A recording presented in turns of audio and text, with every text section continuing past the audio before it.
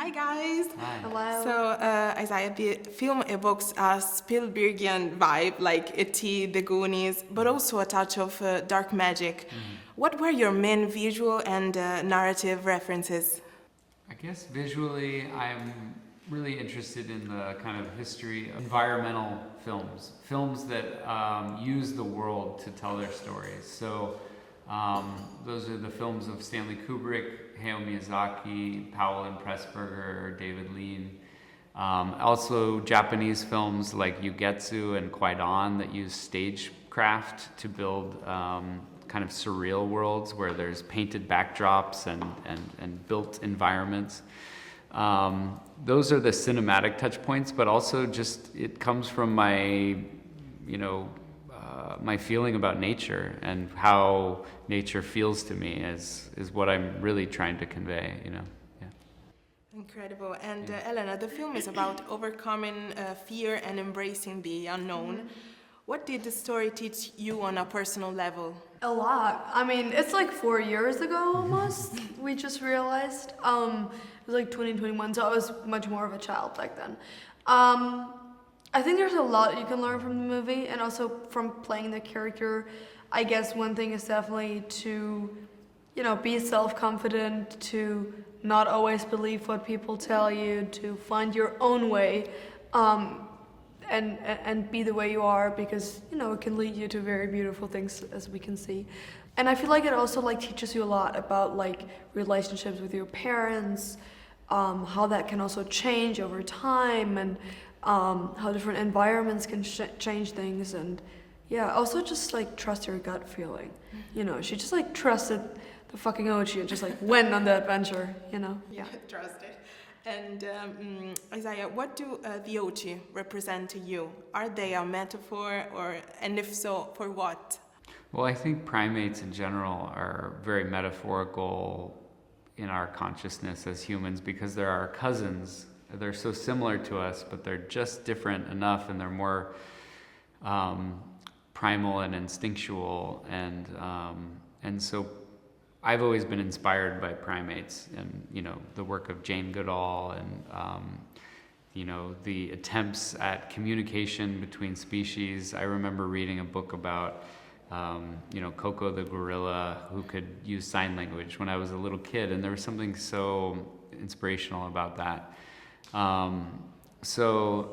As I'm approaching designing the Ochi and inventing this primate, I'm really thinking of them as a distillation of everything that I want in connection to animals. I want to be able to have a complex animal language that might be able to be accessed by human beings, and I want to see the way that the intelligence of the animal is respected in the film. And it's not one metaphor, but it's really just trying to, respect animals is the core feeling. Yeah, it's so fascinating. Yeah, thanks. And Helena, how did it feel to act alongside a fantastic creator like the Ochi? Did you work with real elements on set or mostly special effects? We worked very practical. We had practical puppets. We had, I think, 2 examples of the Ochi, and then we had these bodysuits where people would be inside. Which was great because, it's a totally different experience working with CGI, and I got to have the experience of working with something that was terrifyingly lifelike, and, to have a best friend on set, yeah. And what do you think about the AI in movies? Maybe people think about that, and what's your opinion about that? Yeah, I don't think AI is being used much in film yet, but of course people, when they saw the trailer to our film, I think They